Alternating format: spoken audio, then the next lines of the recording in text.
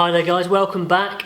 First of all, thank you so much for everyone who watched the last video. 20k views is awesome. Amazing. Yeah, I really didn't expect that. And hundreds of comments, like nearly 200 comments. Fantastic. Please keep commenting.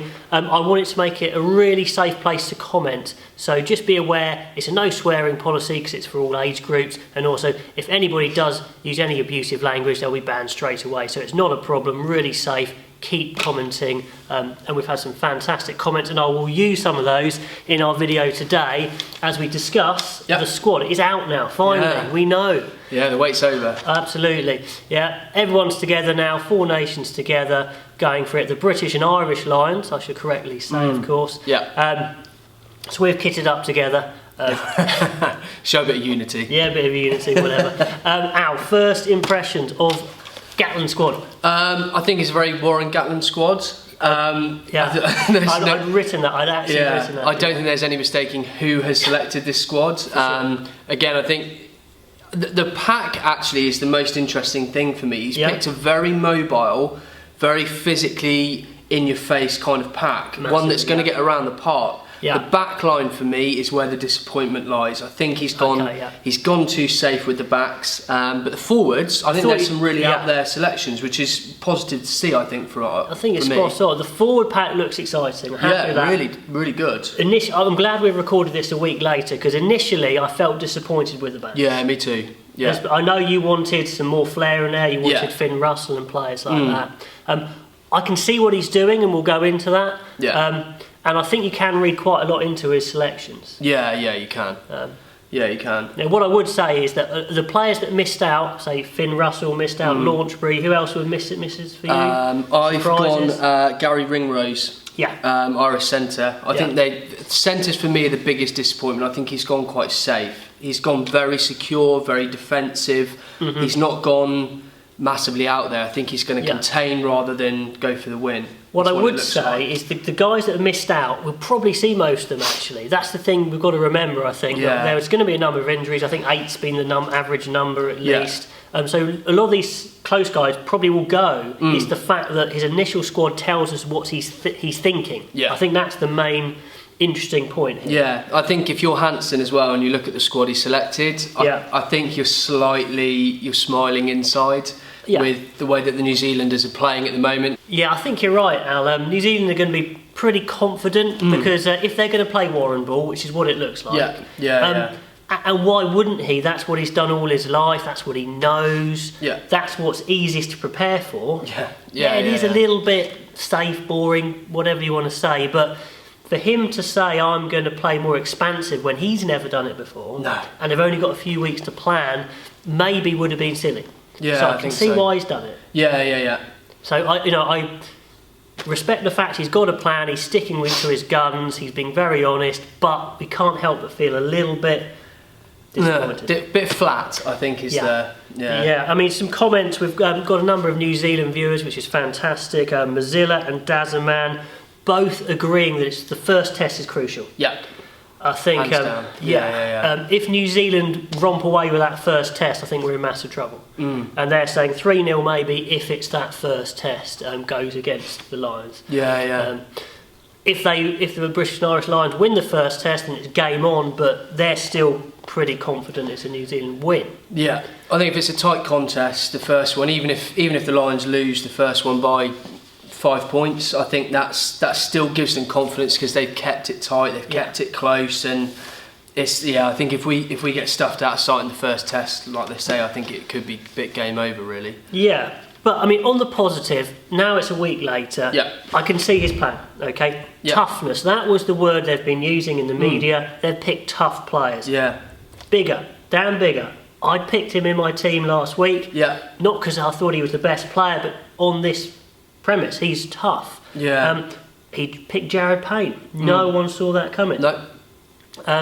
Because he's tough. He's versatile. He's tough. He's a great communicator, hard as nails. I think he's picking a midweek team here. I just think for me, if you're going to pick a midweek team, I don't want the midweek team to be the steady Eddie. We'll just go through the motions. I'd rather have a bit of, we'll chuck the ball around, a bit like if you're playing against the Barbarians. You chuck the ball around, give it a go. If you lose, it doesn't massively matter, but I'd go out there in the midweek team. That's why I would have taken Finn Russell in that. I don't think he's going to do that at all. No, I don't. I will put up what I think maybe is his midweek team on the side here. Admittedly, some of these guys might make the test team, but look up there. Players like Marler, Coles, Henderson, Laws, Amani, Moriarty, Teo, Payne. Really tough, hard players. If they lose, they'll have given a good account of themselves. Yeah, I agree. The momentum will still be there because they're still competing hard. Yeah. And I think one of the key things is, I think he's going for physical toughness as well as mental toughness to protect against injuries. I mean, Dan Biggar is probably less likely to get injured than if it was, let's say, Ford. Yeah. And I think that's what he's going for. Maybe it's a bit negative. Towards the end of the tour, I think we'll see a protective midweek team. Yeah, no, I agree. Okay. On Scotland, do you think they were unfairly treated out? I think Johnny Gray's massively unlucky in the second row. Yep. I think he's been, again, along with Joe Launchbury, I think is massively unlucky. Yeah. I think they've been the two standout second rows in the Six Nations. Launchbury's been outstanding all year round for Wasps and for England. But I can see why he hasn't picked him. Yeah. He's gone with the mobile second row options. Really bar Alan Wynne-Jones, he's a workhorse, but he's not the most athletic, which is why I think he's gone Courtney Laws instead. Yeah. No, you're probably right. Dara Dare made a great comment that maybe the coaches like Borthwick are going for players they know, which is why Cruz is in. Yeah. Laws is in. Cruz was a left field option actually. I wasn't expecting him to get on the plane. I mean, I picked him straight out last week. I was convinced he was going because he's that good. But to pick him from, he didn't play Six Nations at all. No. For them to pick him instead of Launchbury, say, or Johnny Gray, I think says an awful lot about how much they rate him. I agree. Him especially. Yeah. And I think you saw at the weekend, he had a great game. Another guy that had a great game was Ringrose. Yeah. How he's not in. I mean, Bolters, we've had comments from Matthew Loden saying Hugh Jones should play. Tom Fletcher saying no Ringrose, he's a revelation. Yeah. Patrick Chalmers saying Hamish Watson, what about him? He was an outside bet for me. These are Bolters in my eyes. Yeah. Maybe not Ringrose, I think he should have gone full stop. He should have gone. Jared Payne is not a bolter. No. He's a safe option. Even though no one saw it coming. Yeah. Anyway, we might see them. George Davis, well done. He was saying, what about Ben Teo? He thinks Gatton will take him. Yeah. And absolutely, and he did. Yeah. It's a good shout, I think. He's looking more like the midweek team, but I wouldn't be surprised if he puts in a good performance for the midweek team. There's no reason why he won't potentially start at 12 or 13. Well, this is interesting. 13, we'd penciled in Daly or Joseph, hadn't we? Joseph to play 13, but the fact that Daly's gone as a wing and Joseph was kind of like a last-minute decision. Yeah. Jonathan Davis, I think, is Welsh. Warren Gatland seems to favour him, even though he's not been in the best of form. He played well at the weekend. Yeah. But again, I think he was one of those that I thought he'd played himself out of Lions tour selection, really. So I thought he was pretty poor in the Six Nations. And the other thing we were convinced of was it was going to be a Sexton Farrell 10-12. Not so convinced now. Now he's picked Farrell as 10, and he said to the media he's a 10. Yeah. And we think Biggar's going to be the midweek 10. That it looks like it's going to be one of them. Yeah, I mean, I've written down here that picking Farrell at 10 is either a huge mistake, or it's a stroke of genius by being able to pick another centre going on the tour. For me, it's a bit up in the air. It could either be a massive mistake or it could be a stroke of genius. It seems a shame that one of them's going to be on the bench and not starting. Farrell played awesome at the weekend. Sexton's class, we know. What I would say is that their opposite number, let's go back to New Zealand here, Bowden Barrett, is unreal. Yeah. Cool. Look what he's been doing on the Super Rugby scene and all year and all of last year. He's as quick as a winger. Yeah. He can playmate like George Ford. He's got a great kicking game. He's solid defensively. This guy's the best player on the planet. Yeah, and they've not got a bad replacement in Aaron Cruden, who was immense at the weekend as well. So I think they're strong in the 10 department. Absolutely. Okay, so the team I think that Gatland will go for now, not what I want to go for. I think I'll put it on the side. I've gone a Vunipola best, Tig Furlong. Yep. Now we had 10 comments or so about how badly we pronounced Tig Furlong. Yep. Satanta Law, Sophie Rafter, Dara Guinea, Kevin Spencer, Swift Surge, etc, etc, etc. All said it. Thank you so much. It's Tiger without the so it's Tig. I have the Tiger. We've got that. Thank you so much. Keep telling us what we get wrong. It's probably loads. Yeah. But that was awesome. That was the most comments we had. Was it? Yeah, absolutely. At least we know. Absolutely, that's what we want to know. Okay, so yeah, Tig Furlong. I think it's going to go with Toje and Cruz. Yeah, because Wyn Jones didn't get the captaincy, and they picked Cruz straight out, having not played Six Nations. Plus, they're a regular pairing. I'm erring on that. Yeah, It might not be. Yeah, tricky one. You don't think so? I just think he'll go with the experience of Alan Wyn Jones. I think he's too. I think he's one of those that's too good to leave out. Yeah. Even though you lose one of the Cruz or a Toje, you could have a Toje on the bench filling in back row, second row. So options. Standard 6. Now Warburton 7. Now he says Warburton has to perform to be in the starting team. Warburton's going to give 100%. He's in. He's in. Come on. Poor old Tipperick. Oh, I know.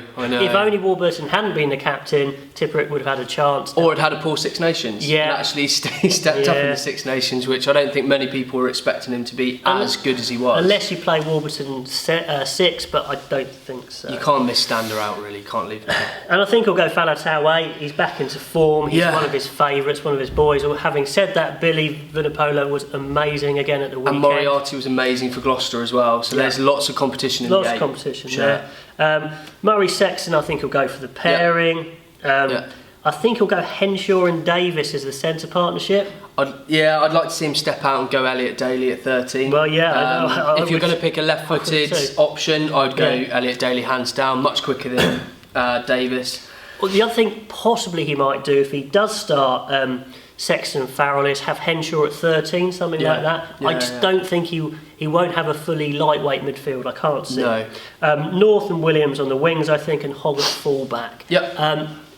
He might go Halfpenny, I suppose, because he likes him, but I cannot see the rugby reason for that. That was a big dilemma for me. Although Lee Halfpenny is a fantastic player in his own right, I'm surprised he went on the tour. I don't see the necessity for him. You don't need an extra kicker. Midweek kicker. You've taken Dan Bigger. You've got Farrell. You've got Sexton. You've got Elliot Daly as the long range option. I don't see why when you've left someone like Simon Zebo at home. I think he's gone because he's a player he knows. He trusts him. He knows him. I think that was Lee Halfpenny was the biggest surprise for me in the squad. I really wasn't expecting him to go. Because he's not had a great Six Nations and he's not been playing that well. Another point I've got here, Scotland are touring Australia. I think that might be significant. If it's towards the end of the tour and the midweek side needs players, I don't think Gatland will want to pull players out of his test squad. I could see players being called up from the Scottish tour to cover that. Which makes a lot of sense. They're in a similar time zone. Makes perfect sense. For sure. And also the last point I'd make is I think some of those English players actually got in on the back of their finishing, their roll off the bench. Jamie George, Carl Sinclair, I can only think are being picked as impact players. Yeah, and it's nice to see that those guys are going. I think especially someone like Carl Sinclair, who we both had in our squads. I wasn't expecting him to get selected, but I'm really pleased to see him give someone with a bit of youth, a bit of exuberance, that opportunity. But like I was saying, in the pack there's some really exciting selections there. It's just the backs that are a little bit safe. Exactly. The centre, I think the back line is not quite as inspiring as I was hoping it was going to be. I think there was more flexibility. They've got a chance. They're playing Warren Ball. They know how to play it. It could be good enough if they play it awesome and rattle the All Blacks. We'll see. Yeah, exactly. My last point, this is Gatland's big audition to become the All Blacks coach. He's not going to get it. No, because he's picked the Warren Ball team. He's shown that he is not willing to change the way he plays, and the All Blacks do not play that way. Yeah, and I think this is my biggest gripe. I think with how the Lions are organised to an extent. I think it's shown from the last few seasons when, especially Ian McGeechan on the last tour, Clive Woodward, they've picked the best players to go on the tour. Yeah. This is my biggest problem with having a home nations coach stepping up and taking the Lions tour. I think the Lions should be run by somebody external from the home nations. Okay. Have a pool of the underneath coaches from each of those different nations. Yeah. But having that external input coming in, it takes out the favouritism aspect of it. And you look at how many Welsh players have gone. They're less than I thought would have gone. Yeah. But you would have people, someone like Nick Mallett. I've written down Jake White, Mike Ford as an outside option. Yeah. All these guys have masses of wealth of experience in different environments, and I think it keeps it fresh. So you think maybe there's too much favouritism, or just trusting the players you know? Yeah, trusting the players you know. You stick to the way that you, as a coach, like to do things. Yeah. The Welsh know Warren Ball. They picked a squad for Warren Ball, whereas they haven't picked a squad to go and play New Zealand, I don't think. They have to an extent. We'll see. I can see the logic. It's quick to learn. It's probably got the best chance in some respects because they can nail it if they get it right, but is it going to be good enough? We don't know. Anyway, awesome discussion. Yeah. Comment below. Are we being too negative, too optimistic? What do you think the score will be? What do you think is going to be Warren Gatland's starting 15? Are we reading too much into it? Anyway, we will be back probably after the first few warm-up games to see how it's going and see if we're changing our minds on anything. But until then, enjoy your rugby.